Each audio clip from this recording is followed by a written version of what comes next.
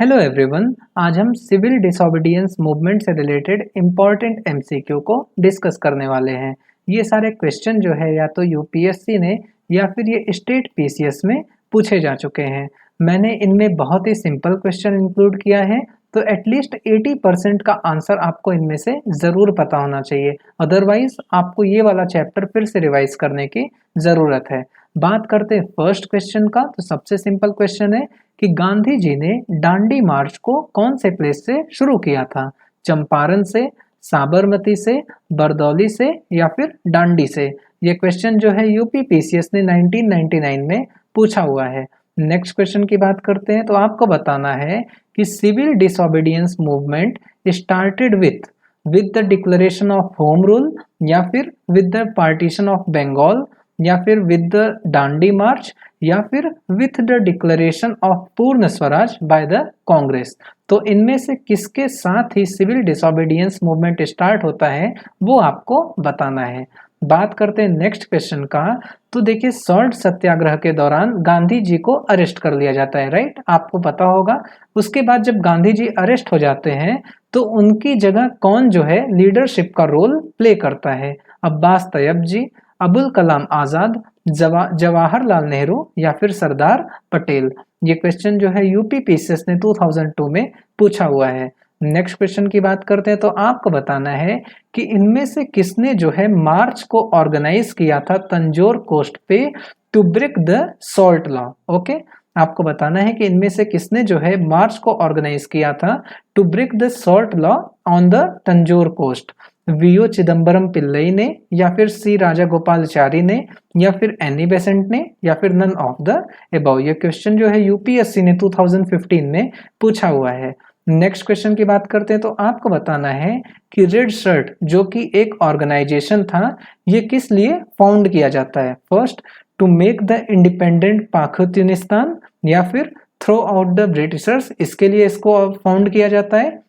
या फिर इंडिपेंडेंस के बाद इंडिया को एक कम्युनिस्ट कंट्री बनाने के लिए इस ऑर्गेनाइजेशन को फाउंड किया जाता है? या फिर नन ऑफ द अबव? ये क्वेश्चन जो है यूपी पीसीएस ने एंड यूपीएससी दोनों ने पूछा हुआ है।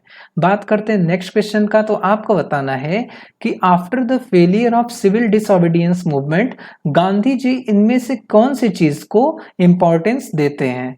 फर्स्ट, कंस्ट्रक्टिव प्रोग्राम को या फिर लिमिटेड यूज ऑफ वायलेंस को या फिर नेगोशिएशन विथ ब्रिटिश या फिर नन ऑफ द अबव? ये क्वेश्चन जो है बिहार पब्लिक सर्विस कमीशन ने 1996 में पूछा हुआ है। बहुत ही सिंपल सा क्वेश्चन है। आई होप कि आपको इसका आंसर जरूर पता होगा।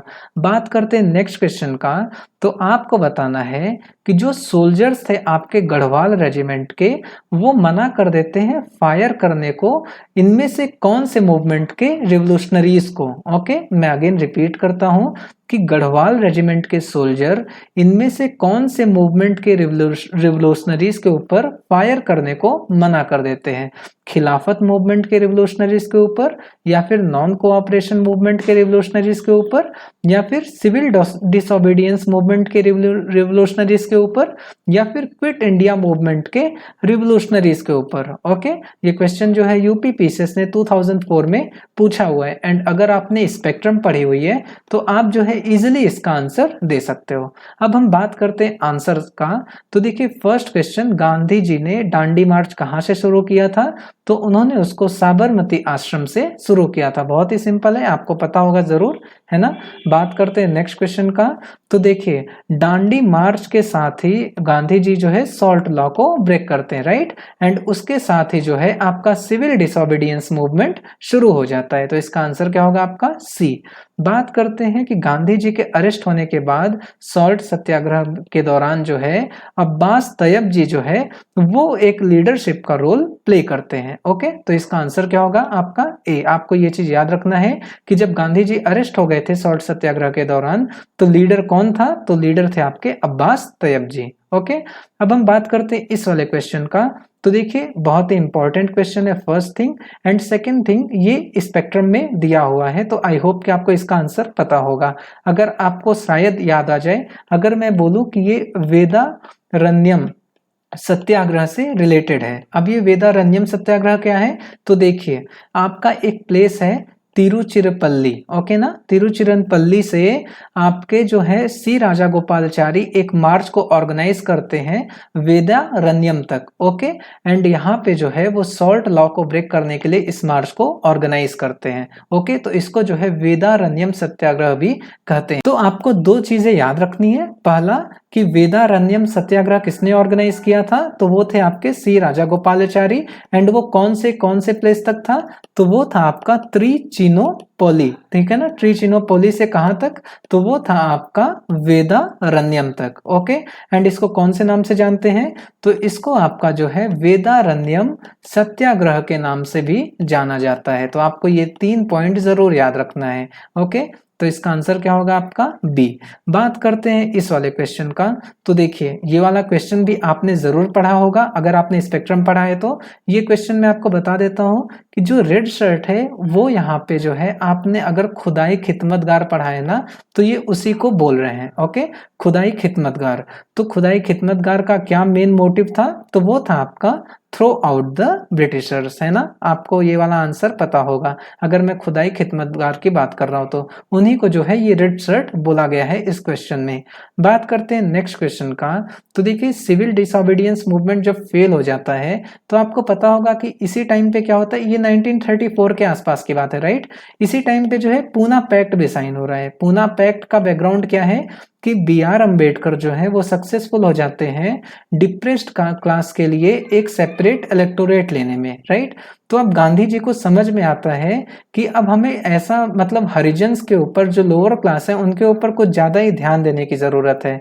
तो 1934 जब ये CDM आपका फेल होता है तो गांधी जी जो है वो एक्टिव पॉलिटिक्स से हट करके वो कंस्ट्रक्टिव प्रोग्राम पे ध्यान देते हैं। एंड स्पेशली अब वो हरिजन के ऊपर ध्यान देंगे, है ना। आपको ये चीज पता होगी कि 1934 सिविल डिसोबीडियंस मूवमेंट फेल हो गया। यहाँ पे जो है पूना पैक्ट साइन हो रहा है। क्यों साइन हो रहा है, क्योंकि गांधी जी नहीं चाहते हैं कि डिप्रेस क्लास को एक सेपरेट इलेक्टोरेट के लिए, मतलब कि वो अलग से एक क्लास उभर के आ जाएंगे, राइट। एंड वो गांधी जी बिल्कुल भी नहीं चाहते थे। तो गांधी जी जो है अब वो कंस्ट्रक्टिव प्रोग्राम पे फोकस करते हैं एंड स्पेशली वो जो है हरिजन्स के ऊपर फोकस करते हैं। तो इसका आंसर क्या होगा आपका ए। अब हम बात करते हैं इस वाले क्वेश्चन का। तो देखिए गढ़वाल रेजिमेंट जो है ना, वो सिविल डिसोबीडियंस मूवमेंट के जो रिवोल्यूशनरीज थे वो उनके ऊपर फायर करने के लिए मना कर देते हैं। तो इसका आंसर क्या होगा आपका सी, ओके। तो बस दोस्तों इस वीडियो में इतना ही। अगर वीडियो अच्छी लगे तो वीडियो को लाइक करिए, चैनल को सब्सक्राइब करिए। Thank you so much.